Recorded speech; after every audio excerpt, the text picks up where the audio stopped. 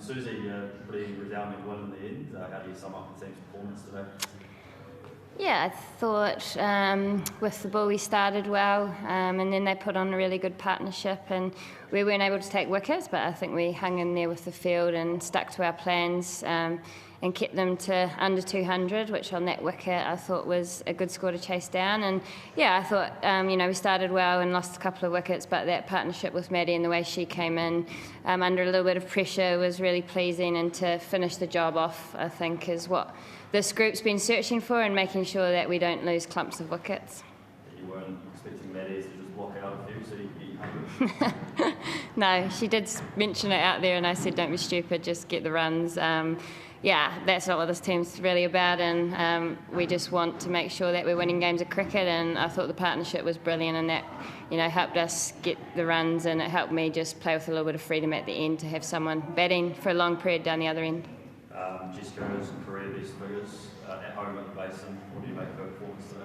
Yeah, she was brilliant, and I said just before, I think just her nature of always hitting the stumps, the delivery she bowls, always hitting their wickets with the ball swinging in, and we tried to swing the ball a lot early, but that doesn't necessarily make the batters play, so she was really effective by bringing the ball back in, and she's really tough to face as a right-hand batter. I'm just glad she's on my team, but yeah, brilliant day with the ball and set the game up for us. Yeah, was it a little bit frustrating to have them 2 down early and then let them sort of get away with it? Yes and no. I thought they really applied themselves, and didn't really give too many chances. They played smart cricket and low-risk cricket, so it made it difficult, and we sort of had to hang in there until they did launch, and then we took a couple of wickets at the back end. But yeah, we'll talk about how we can take more wickets through that middle period and what that looks like. But look, we stuck with it, and credit to the way they batted. And 93 not out for you. How satisfied were you with your performance today? Yeah, it was nice to play some 50-over cricket and just spend some time in the middle. A lot of 2020, you find you try to hit the ball too hard and you don't give yourself enough time. Perhaps that's a lesson that I can play that way in 20-over cricket too. But yeah, we talked as a batting group what our goals were for this tour, and it was about once you got in that you went big and you did the job for the team. So it was my job today. I got in, so it was nice to be there at the end, and just pleased that we're doing what we've talked about as a group.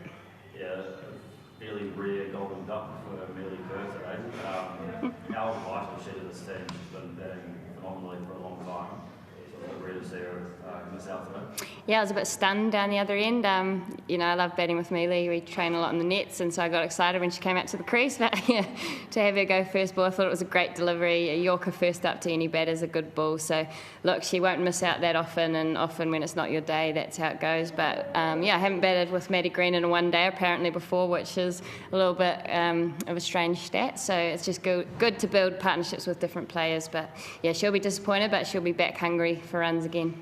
Another stat is that you're now the leading ODI run scorer for New Zealand in New Zealand, going past Amy Satterthwaite. Any comments on that stat there? I find those stats, so it's just because I've been playing a long time, and look, Amy was great, and she was one of our greatest one-day players, and she scored a truckload of runs. So yeah, I guess that's something I'll look back on in my career, but at the moment I'm just sort of trying to enjoy every game as it comes, and just grateful that I'm still out there, and hopefully Amy was proud of that one, because she was great to bat with and helped me a lot with my batting. Yeah, obviously the T20 World Cup on the horizon and playing one-day cricket, is that still helping the T20 game a little bit, particularly in these sort of games where maybe we are winning them a little bit easier?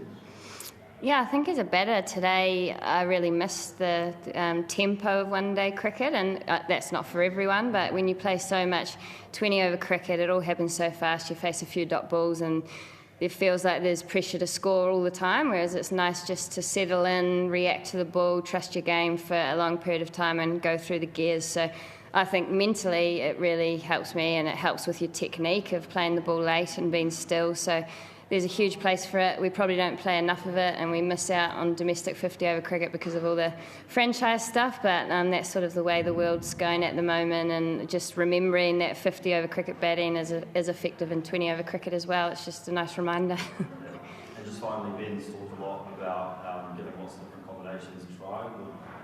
When in the first game, can we see the combination potentially in the next couple of games?